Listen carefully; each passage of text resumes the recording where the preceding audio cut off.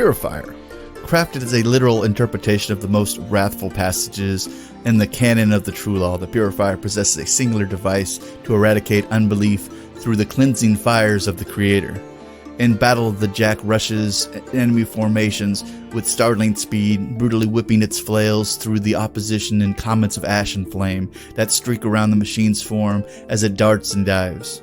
Wherever blows from this weapon land, the air fills with a sharp crack of bone and a tortured scream of men as the force of impact drives their charred and broken bodies into the earth beneath them. A trail of flaming footprints marks the Purifier's passing, and any opponents it encounters that were not crushed under the weight of its flail soon meet an even less merciful death.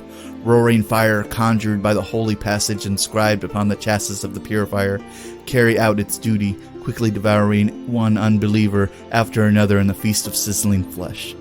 The uncompromising ferocity of the machine and the hunger in which it applies its flame have made even faithful Menites afraid to witness the passage of these warjacks, lest their wrath spill over to ignite those of inadequate faith. And I feel like anytime you get the name Purifier on any type of menoth warjacks is a terrifying proposition, because purity usually equals flame somewhere in the Protectorate. Ooh, don't want to be hit with one of these flails. Let's read over his little stat line here. His initial service date is 599 AR.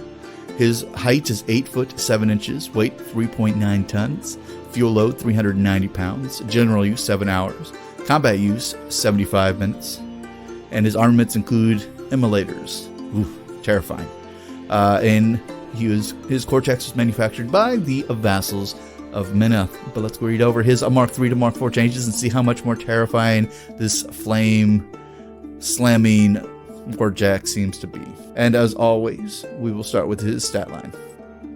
And his stat line includes a speed of 5, a mat of 7, a defense of 13, armor 16, as per usual with these warjacks it seems. His special abilities includes Trample. He has immunity to fire, which makes sense. He can headbutt.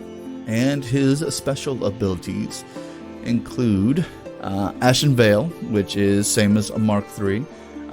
This model has concealment, and living enemy models without resistance to fire suffer a -2 to attack rolls while they're within 2 of this model. So not only does he crank his defense up to a 15 from far away, but if somebody's trying to hit him in melee without immunity to fire, he still has a defense of 15, which makes this guy very, very dodgy. He still has his flame trail. So when this model advances into base-to-base contact with an enemy model during its activation, the enemy model suffers the fire continuous effect, which is basically the same thing it was in Mark III. And then he still has overtake.